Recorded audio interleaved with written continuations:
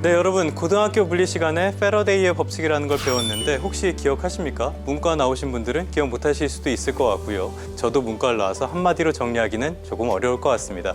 이 내용은 넘어가고요. 어쨌건 이 마이클 패러데이, 이 양반이 전자기학의 기초를 만들었다는 점에는 이견이 별로 없을 것 같습니다. 우리가 전기를 실생활에서 아주 쉽게 사용할 수 있게 된 것도 다 그분 덕이라는 사실만 기억하도록 하겠습니다. 이 고마운 마이클 패러데이가 전기 분해 실험을 통해서 물질이 전기적으로 이동하는 현상을 발견을 했죠. 그래서 1834년에 처음으로 사용한 단어가 있습니다. 지금은 우리가 생활 속에서 많이 사용하는 단어입니다. 바로 이온입니다. 이온의 어원은요, 그리스어 ENI에서 유래했다고 하는데요. 가다, 움직이다라는 뜻이라고 합니다. 전하를 띠고 이동하는 원자나 분자를 지칭하는데 아주 적합한 장명이었죠.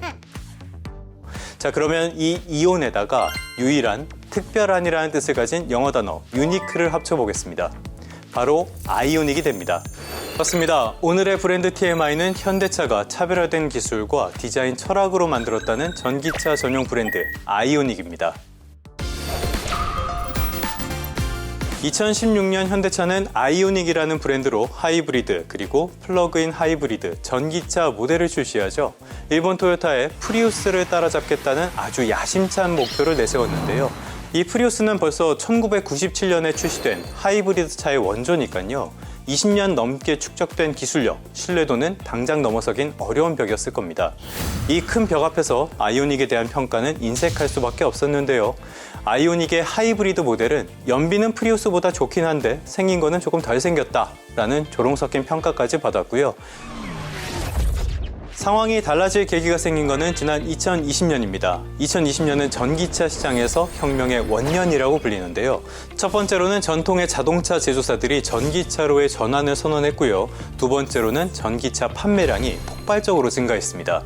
테슬라의 주가가 급등하면서 프리우스의 토요타를 제치고 글로벌 자동차 기업 가운데 시가총액 1위에 올라선 것도 이때이긴 합니다. 지금은 머스크 리스크 때문에 그렇게 재미는 없지만요. 그것 말고도 배터리 기술과 충전 기술이 발전했고요. 각국 정부의 친환경 정책 변화로 전기차 보조금도 확대됐습니다. 이런 2020년에 현대차는 아이오닉을 전기차 전용 브랜드로 독립시킵니다. 하이브리드 대신에 전기차에 아주 올인을 해서 테슬라처럼 글로벌 전기차 전문 브랜드로 자리 잡겠다는 의지가 담긴 셈이죠. 브랜드 이미지를 강화한다는 측면이 있으니까 저는 꽤 잘한 선택이 아닌가 생각합니다. 새 술은 새 부대에 담는다는 거죠. 여러분은 폰이라는 자동차 기억하십니까? 1975년에 처음으로 출시돼서 1990년 1월에 단종된 모델이니까 이 폰이 기억하세요? 폰이를 추억하십니까? 이 질문이 MZ를 구분하는 지표로서도 좋을 것 같습니다.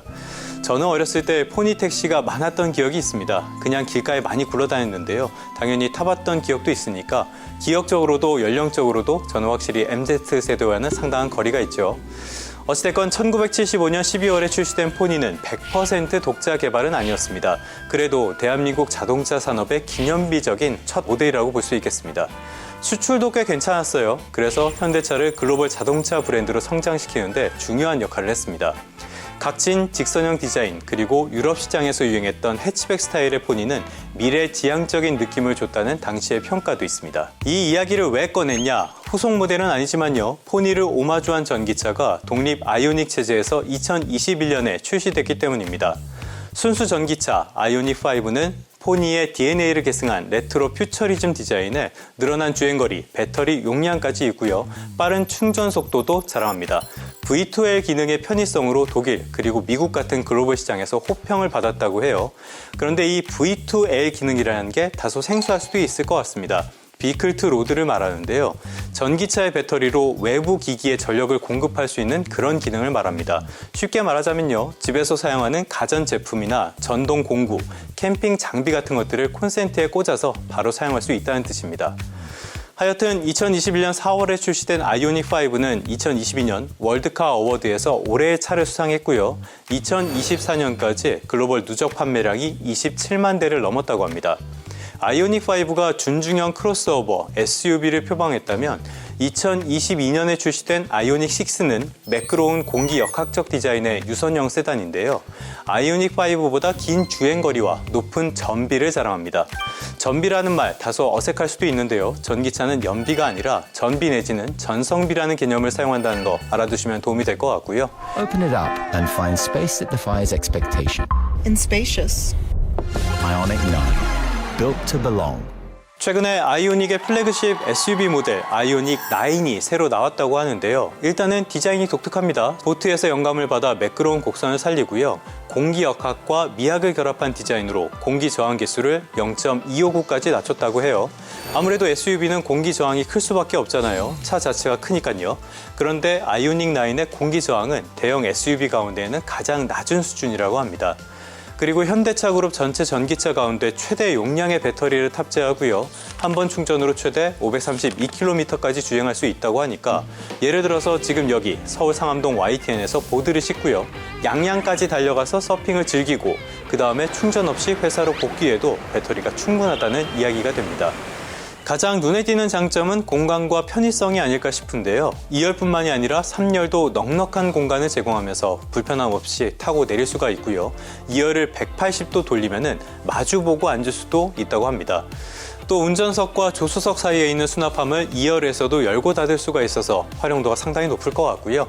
실내외에 V2L 기능 그리고 6개의 대용량 USB-C 포트가 있어서 다양한 전자기기를 자유롭게 사용할 수 있습니다. 미국의 시사주간지 뉴스위크는 아이오닉 9을 2025년 가장 기대되는 신차로 선정하면서 예상되는 파급력과 상품성을 상당히 높게 평가했고요. 미국의 컨슈머 리포트는 아이오닉 9의 넉넉한 적재 공간 그리고 실용적인 3열 좌석을 긍정적으로 평가하기도 했습니다. 시장의 평가 그리고 실제 소비자들의 반응을 보면요.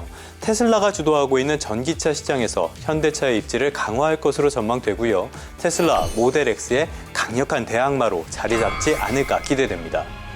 크로스오버 SUV 아이오닉 5 그리고 전비 효율을 극대화한 세단 아이오닉 6, 초대형 패밀리 SUV 아이오닉 9까지 전기차 전문 브랜드 아이오닉은 다양한 차급으로 완성형 라인업을 갖춰가고 있습니다.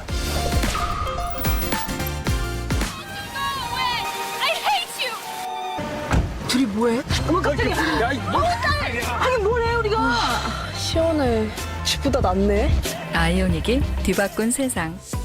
전기차의 패러다임이 변하고 있습니다. 유지비를 절약할 수 있는 효율성은 기본이 됐고요.